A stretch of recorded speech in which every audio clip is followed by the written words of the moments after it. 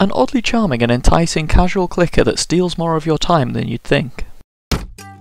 Welcome to Plantera, a happy and 8-bit style clicker which ticks almost every box in the casual category down to you not even having to play the game if you buy the right power-ups. There isn't a story behind this one, you get dropped straight into the game with a few tutorials to get you started along your path, and in some ways you don't quite appreciate this until you merely play the game by turning it on once or twice a day to plant a few more trees and sign back out.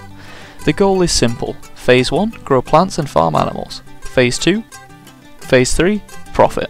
In many ways the best part of this entire activity, as I think it would be hard pushed to actually describe it as a game, is the art style, which is very colourful and cutesy. The creatures are caricatures of the actual animals in more ways than one.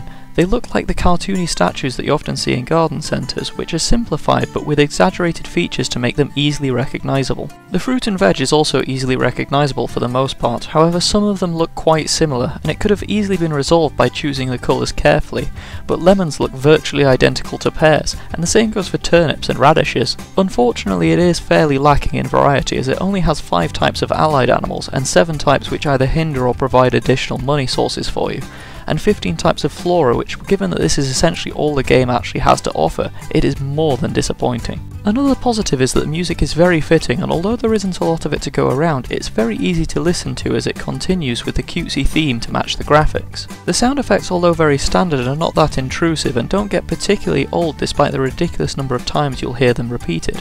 Inevitably, with a game as casual as this, you'll end up muting them and watching or doing something else while it runs in the background. In order to aid you with this, it's also possible to run it in a sizable window, which scales well and is playable even on a very small window, so you can keep it in the corner of your screen while you do something else easily.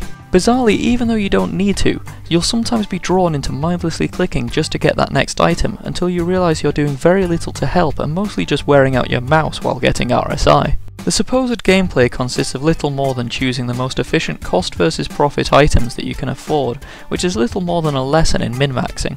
There are a few more gameplay elements in the form of keeping things like birds from stealing your valuable crop yields, keeping the various predators off your farm animals, and spamming mouse clicks on the passing knight, which is the fastest way of collecting money for the vast majority of the game. Other than being able to make money faster, there is actually no failure state, so you could be completely incompetent and still progress, even if it does take you a little bit longer. It's very difficult to actually fault Plantera for anything, as it runs perfectly well even with the large amounts of flora and fauna moving around on the screen, and the game was never supposed to be anything more than a casual clicker.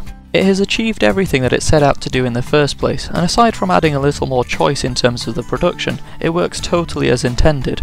I do feel like games like this could have 2 modes which allow for the casual audience but also allow for a more strategic approach for those that want to engage their brain just a little bit more. A game like this would be absolutely perfect for younger generations, though I'm unsure that it would actually keep them entertained for much longer than an hour or two, as the gaps between actually being able to do things gradually get larger and larger. It's also worth bearing in mind that there is already a huge number of games like this already available totally for free, and with a vast array of themes and styles suitable for any audience. Usually these do also include microtransactions which you could be tempted by and end up costing you a lot, whereas this is a one-off payment, which particularly if you pick it up in a sale is practically nothing. Also, if you're an achievement hunter, this is particularly easy to max out, should you actually care about that sort of stuff.